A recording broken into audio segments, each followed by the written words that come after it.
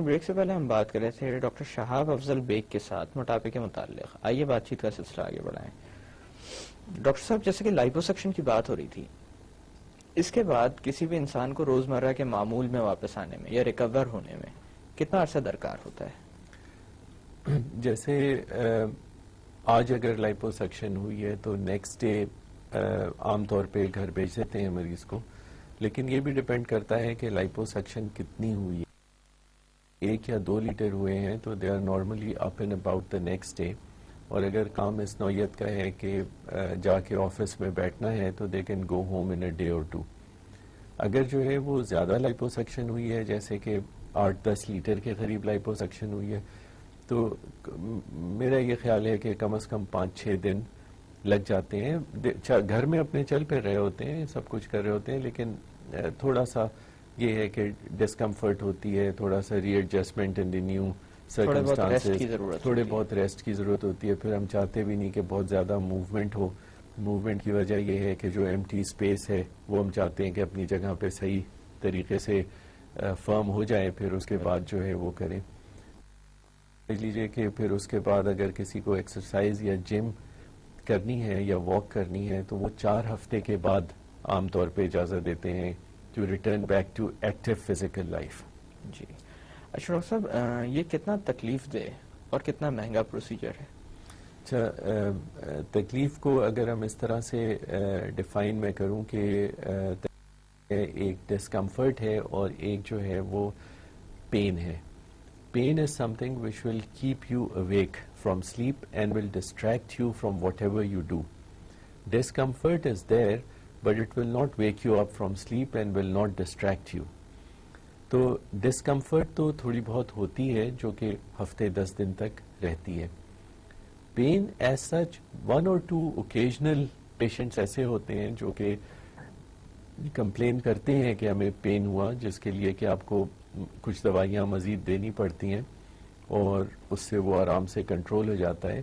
لیکن majority 95% plus are okay with very ordinary Ponstan and Panadol. اس کے علاوہ کچھ پرسنٹیج میں اس سے زیادہ دینے کی ضرورت پڑتی ہے. جی، اور کتنا مہنگا ہے؟ مہنگا اگر کمپیئر کیا جائے، جیسے آج کل کوئی بھی پروسیجر سستا نہیں ہے، ایکسپینسز ہر چیز کے بڑھ گئے ہیں.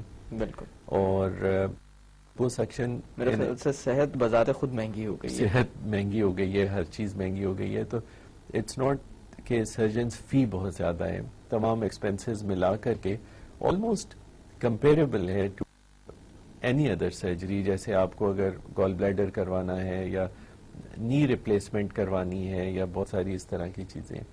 اب بہت سارے پلاسٹک سرجری پروسیجرز ایسے ہوتے ہیں کہ جو فنکشنل ہوتے ہیں. فنکشنل کا مطلب یہ ہے کہ کوئی بچی ہے، اس کی ناک بہت زیادہ خراب ہے، وہ آپ کو ٹھیک کرنی ہے، یا آپ کو نظر آ رہا ہے کہ there is an issue with this girl اور یہ ٹین ایج میں ہے، تو اس کو نارمل کرنے میں آپ کو پروسیجر کرنا ہے. تو نارملی جتنے بھی ہم لوگ ہیں plastic surgeons we take care of this and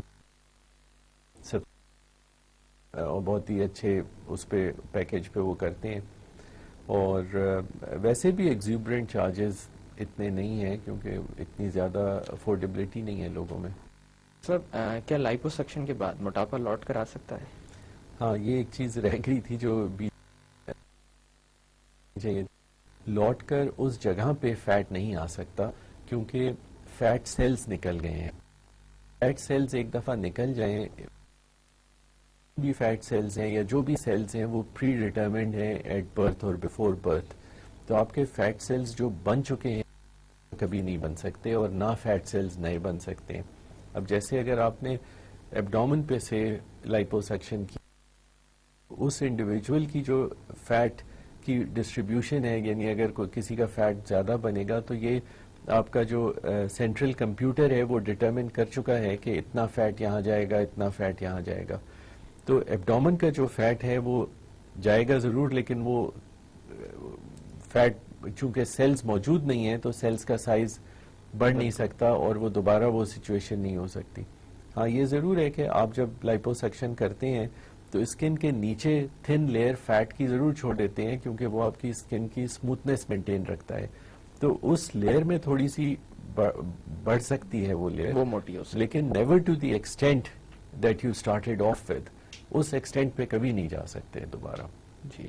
ہمارے پروگرام کی توسط سے آپ کوئی پیغام دینا چاہیں گے؟ میں بس وہی اپنی بات ریپیٹ کرنا چاہوں گا کہ کوئی بھی پروسیجر اگر اس کو بیلنس کر کے انڈیویجول پہ کیا جائے کہ اس کے فائدے کیا ہیں اور اس کے نقصانات کیا ہیں، اور اگر فائدے بہت زیادہ ہیں تو وہ بینیفیشل ہوگا.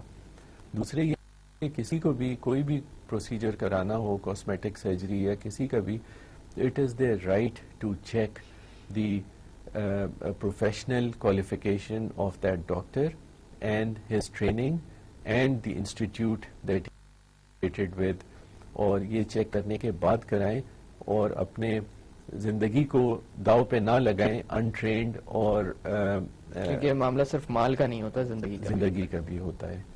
بہت بہت شکریہ ڈاکٹر صاحب کہ آج کے پروگرام میں آپ آئے اور بہت ساری اہم معلومات ہمیں فراہم کی. اٹس مائی پلیجر جی، thank you very much Ikram صاحب، بہت شکریہ.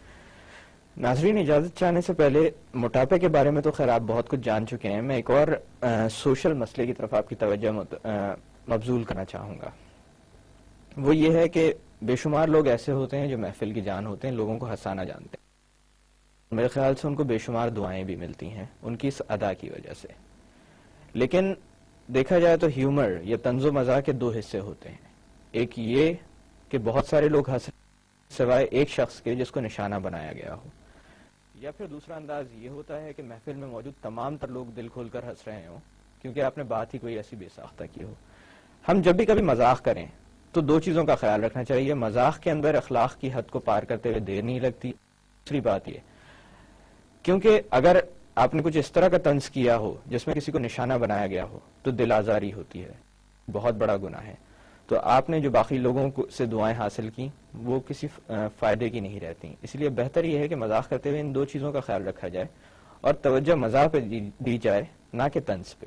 انہی الفاظ کے ساتھ مجھے ڈاکٹر اکرام کو اجازت دیجیے. اپنا خیال رکھیے گا. اللہ حافظ.